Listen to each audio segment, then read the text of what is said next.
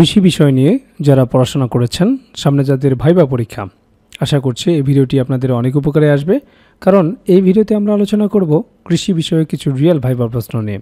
আশা করছি আসন্ন ভাইবা পরীক্ষায় আপনারা এই ভিডিও থেকে কমন পেয়ে যেতে পারেন।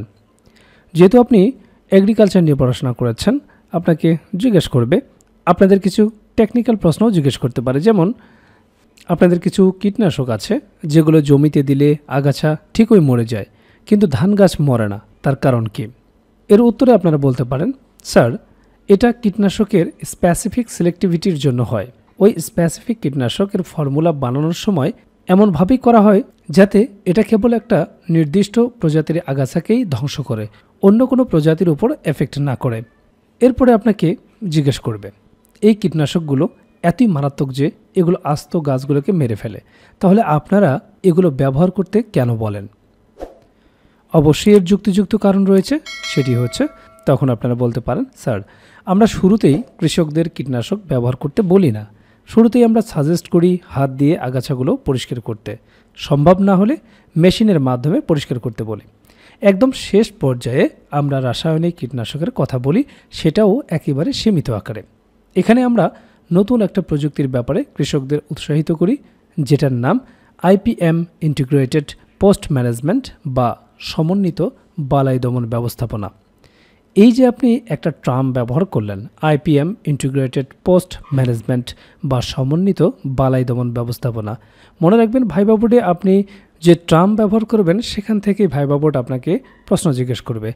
এজন্য ভাইবা বোর্ডে উত্তর দেওয়ার ক্ষেত্রে এমন কিছু ট্রাম ব্যবহার করার চেষ্টা করবেন যাতে ভাইবা বোর্ড সেখান থেকে আরেকটি প্রশ্ন করার সুযোগ পায়। অবশ্যই সেই বিষয় সম্পর্কে আপনার জানা থাকতে হবে।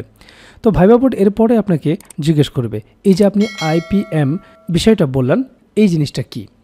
তখন আপনি বলবেন, স্যার, সম্ভাব্য সকল উপায়ের সমন্বিত ব্যবহারের মাধ্যমে জমিতে পোকামাকড়ের আক্রমণকে নিয়ন্ত্রণ রাখার পদ্ধতির নামই হচ্ছে আইপিএম বা সমন্বিত বালাই দমন ব্যবস্থাপনা।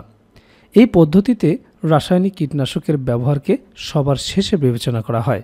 শুরুতে অন্যান্য সকল উপায়ের উপর জোর দেওয়া হয় যেগুলো ফসল এবং জমির জন্য কম ক্ষতিকর। যেমন ধানের জমিতে ইঁদুর আক্রমণ রোধ করতে আমরা শুরুতে কীটনাশক প্রয়োগ না করে অন্য কোনো ফাঁদ ব্যবহার করতে পারি।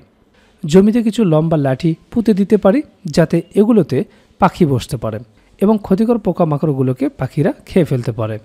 সুন্দরভাবে যখন এই প্রশ্নের উত্তর আপনারা দিবেন, এরপরে আপনাকে জিজ্ঞেস করতে পারে, আপনাদের কি জানি একটা নতুন প্রযুক্তি এসেছে, গন্ধ বের হয়, সেটা কি? এখন অনেক প্রযুক্তিই থাকতে পারে, কিন্তু যে বিষয়টা মিন করেছে কৃষি সেক্টরের সেটি আপনাকে বলতে হবে, আর সেটা হচ্ছে ফেরোমেন ট্র্যাপ। এখন এই যে ফেরোমেন ট্র্যাপ বলবেন, অবশ্যই সেখান থেকে আপনাকে প্রশ্ন জিজ্ঞেস করবে যে এটা কিভাবে কাজ করে। তখন আপনি বলতে পারেন, স্যার, এখানে সেক্স হরমোন ব্যবহার করা হয়। পুরুষ পোকাগুলো সাধারণত স্ত্রী পোকা কর্তৃক নিঃসৃত হরমোনের গন্ধে আকৃষ্ট হয়ে থাকে। এই ট্র্যাপের ক্ষেত্রে ওই হরমোনটা ব্যবহার করা হয় পোকাগুলোকে আটক করে ধ্বংস করার জন্য। এরপরে আপনাকে জিজ্ঞেস করবে, এই যে প্রযুক্তির কথা বললেন, এরকম কি আর কোনো প্রযুক্তি আছে? তখন আপনি বলতে পারেন, স্যার, এরকম আরেকটা প্রযুক্তি আছে যার নাম লাইট ট্র্যাপ। তো বুঝতে পারছেন প্রশ্নগুলো কতটা গুরুত্বপূর্ণ, এবং এগুলো সব রিয়েল ভাইবা প্রশ্ন। আর এরকম অসংখ্য রিয়েল ভাইবা প্রশ্ন নিয়ে আমরা তৈরি করেছি কৃষি ভাইবা নোটটি। সেই সাথে আপনাদেরকে জানিয়ে দিতে চাই, আপনারা যারা সাব ইন্সপেক্টর ভাইবা পরীক্ষা দেবেন, বিভিন্ন সাবজেক্ট থেকে যারা ভাইবা পরীক্ষায় অংশগ্রহণ করতে যাবেন, যেমন বাংলা থেকে যারা ভাইবা পরীক্ষায় অংশগ্রহণ করবেন, ইংরেজি থেকে, গণিত থেকে, অর্থনীতি, হিসাব বিজ্ঞান, ব্যবস্থাপনা, মার্কেটিং, ফাইন্যান্স, পদার্থবিজ্ঞান, রসায়ন, উদ্ভিদ বিজ্ঞান, প্রাণীবিজ্ঞান সহ যে আপনারা পড়াশোনা করেন না কেন, এবং সামনে যারা সাব ইন্সপেক্টর ভাইবা পরীক্ষায় অংশগ্রহণ করবেন, আপনাদের জন্য আমরা কমপ্লিট একটা প্যাকেজ রেডি করেছি। আমরা যদি আপনাদেরকে দেখাই তাহলে দেখবেন, বাংলা থেকে যারা ভাইবা পরীক্ষায় অংশগ্রহণ করবেন আপনাদেরকে আমরা মোট 5টা নোট দেব, ঠিক আছে? পুলিশ সম্পর্কিত ভাইবা প্রশ্ন, বাংলা সাবজেক্ট থেকে যে সমস্ত বেসিক প্রশ্নগুলো আপনাকে জিজ্ঞেস করবে, সাব ইন্সপেক্টর ভাইবা পরীক্ষায় যে সমস্ত অনুবাদ জিজ্ঞেস করা হয়, এছাড়াও সাধারণ জ্ঞান থেকে যে সমস্ত বিষয়গুলো জিজ্ঞেস করা হবে তার সুন্দরভাবে আমরা উপস্থাপন করেছি। ঠিক একইভাবে গণিত থেকে যারা ভাইবা পরীক্ষায় অংশগ্রহণ করবেন তাদের জন্য রয়েছে গণিত ভাইবা নোট, ঠিক আছে। আমরা যদি আপনাদেরকে ওপেন করে দেখাই, দেখুন গণিত ভাইবা নোট, এখানে গণিতের বেসিক সম্পর্কে A to Z তথ্য আপনারা পেয়ে যাবেন, যা ভাইবাতে অত্যন্ত কার্যকরী। এছাড়াও অন্যান্য যে সাবজেক্টগুলো রয়েছে, হিসাব বিজ্ঞান রয়েছে, ব্যবস্থাপনা রয়েছে, মার্কেটিং রয়েছে, ফাইন্যান্স রয়েছে, এছাড়াও সায়েন্সের যে সাবজেক্টগুলো রয়েছে উদ্ভিদ বিজ্ঞান, প্রাণীবিজ্ঞান, রাষ্ট্রবিজ্ঞান, সমাজবিজ্ঞান, সমাজকর্ম, ভূগোল, Tripoli, civil engineering, textile engineering, computer science and engineering, এই সমস্ত সাবজেক্টগুলো থেকে যারা ভাইবা পরীক্ষায় অংশগ্রহণ করবেন প্রত্যেকের জন্যই আমরা কমপ্লিট একটা প্যাকেজ রেখেছি।